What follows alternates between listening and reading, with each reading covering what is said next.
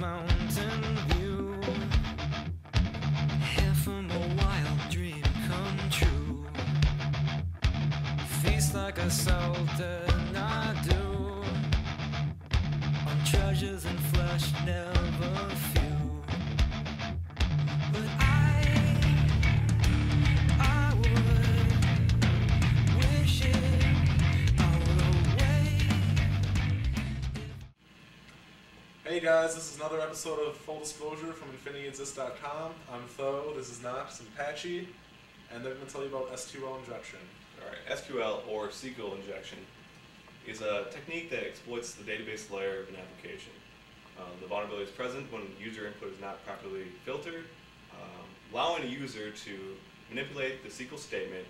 The SQL statement is basically a command sent to the SQL server to create, retrieve, or change data from the database.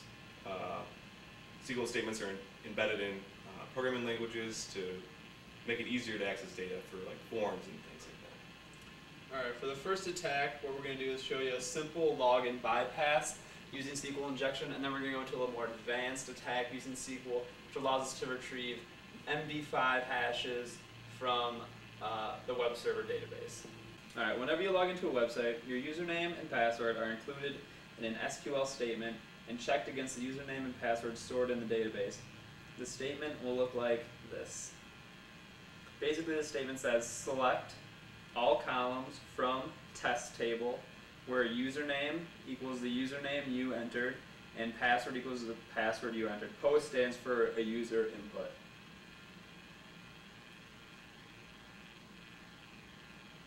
Alright, basically what we're going to show you here is just a standard login, a successful login with a username and password. As you can see, it was a successful login. Gets us into the admin area.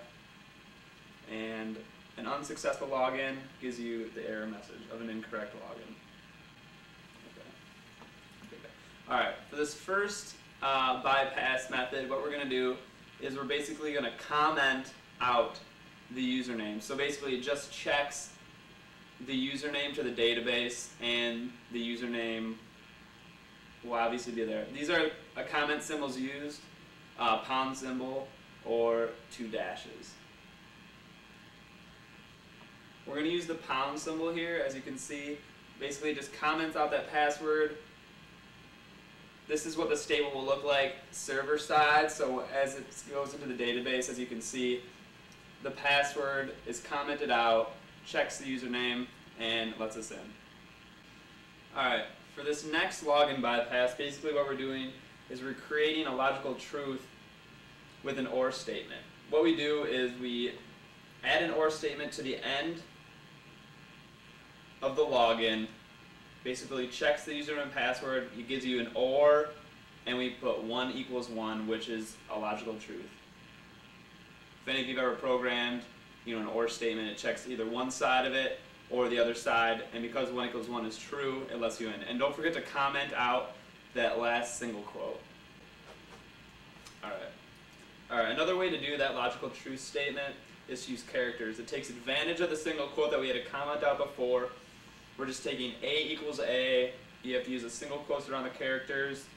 It's a logical truth, so it works like before. This login bypass SQL injection attack was made pretty much obsolete by a function called add slash. Basically what it did is it added a backslash in front of any quotes that were inputted by a user. This was later added in later PHP versions to automatically by default run, so any user input from like a get post or a cookie would add a backslash in front of any quote, basically telling it that it was user inputted. However, in some situations, you can still use SQL injection attacks, like when the variable is meant to be used only for integers, but they don't filter out characters. So you don't need a single quote in the statement. That's what happens in our forms we use on our website. It's WP-forms. Basically, the variable user is used as an integer, but also as a character. But so he doesn't filter out single quotes or characters or anything like that. So we'll show you that attack. Alright, this SQL injection attack will allow us to extract data from the website's database. First of all, you need to find a variable that is vulnerable. So we'll be able to manipulate the SQL statement. To do this, you can add a or 1 equals 1 dash dash. That's the other comment symbol that we talked about earlier. And basically, what that will do is we'll tell the database to return everything on every user. So when I enter that, as you can see, this user only has one post, one post. When I enter it, it returns 48 posts, which means those are all the posts by every user. So that means that test was good. Also, you can test the false statement, which is and 0 equals 1, which is will always return false. So there should be 0 posts returned. And that happened, so we know this character is vulnerable.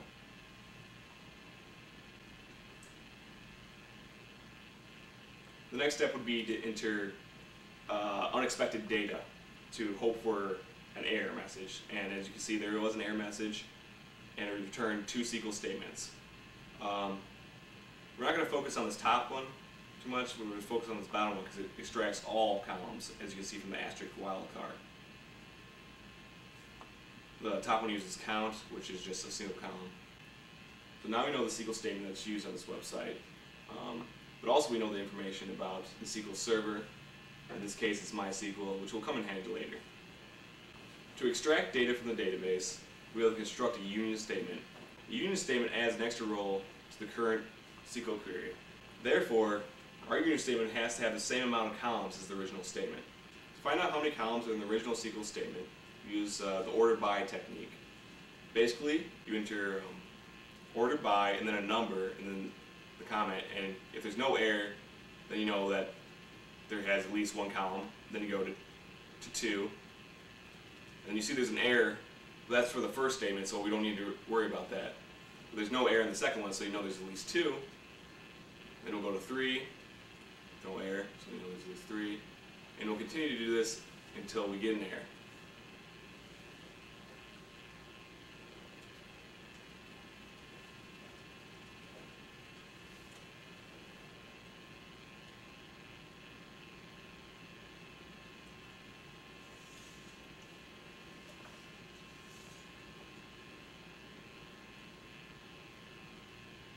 Alright, there's an error on 8, so you know there's only 7 columns.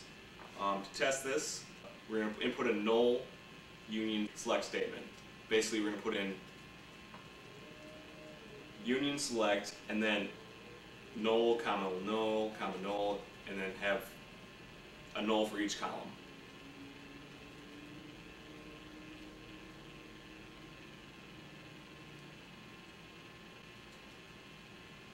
Alright, as you can see, there's no error for our SQL statement. There is an error, but not for our SQL statement, so you don't have to worry about it. And here's the image of how this looks. See, as you can see, the last row is a row of all nulls. That's why you have to have the same amount of columns, or else it just won't work. Alright.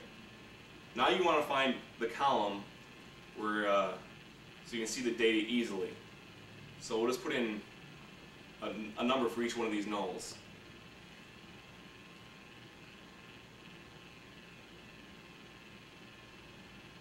And as you can see, 2 shows up where the data should be. So that's where we want to put our, that's where we want our data to be extracted to the second column.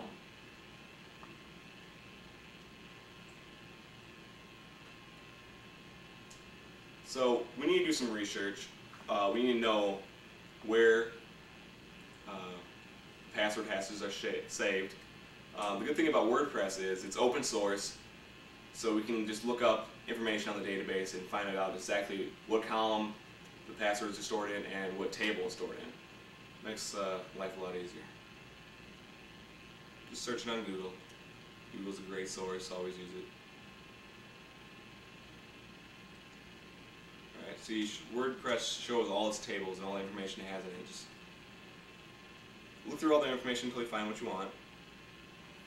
Alright, as you can see, table WP_users has the column user pass, so you can assume that's where the passwords are stored. Alright, now we need to craft our union select statement to extract the hashes. So it's going to be union select. The first one's going to be null because we don't want to output into the first column. For the second column we want to output our hashes, so we put in user pass. And the rest are nulls.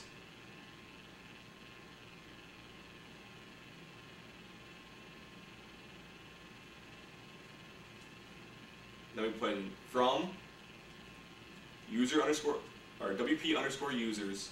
That's where that column's located. And then you do dash dash to count out the rest. There it is. Enter this correctly, we should get all the password hashes.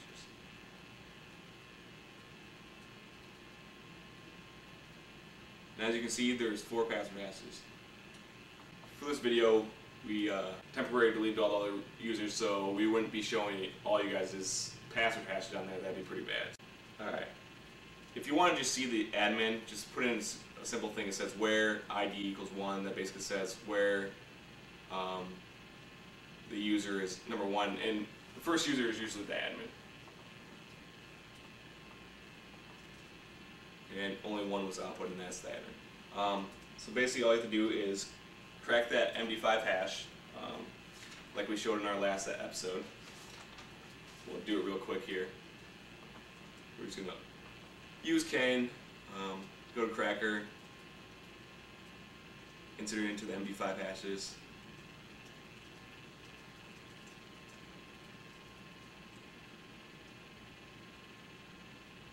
And we'll just do a dictionary tag, see if that works.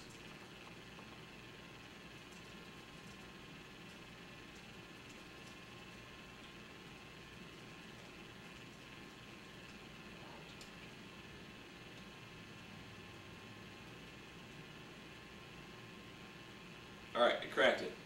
Password's infinity.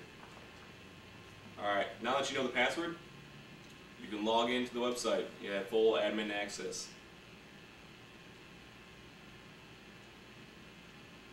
For WordPress, the admin thing is just WordPress-admin, and you just log in with admin, and then obviously infinity is the password. There you go. Alright, I mentioned earlier that you can do more advanced attacks if you know the SQL Server. The SQL Server is MySQL, so we will be able to use the command load file to load files off the server. For this video, the website's being run on a Windows computer, so let's load in the boot.ini file. You basically start off your union statement the same way, but instead of putting the user underscore password in there, you put in load underscore file, and then the file you want to load, and then just all the other nulls for the rest of the columns. You don't have to put in a from and a table because it's not loading it from a table, it's just loading off the computer.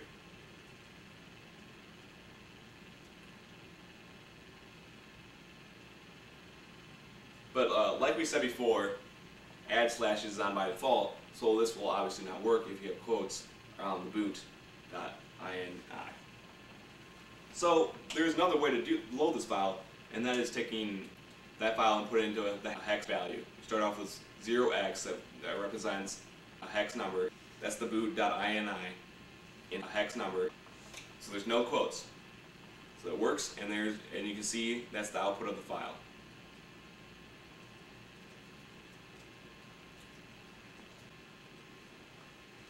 As far as we know, this is a 0-day exploit, which means that all WP forms using version 1.74 or earlier are vulnerable to this attack.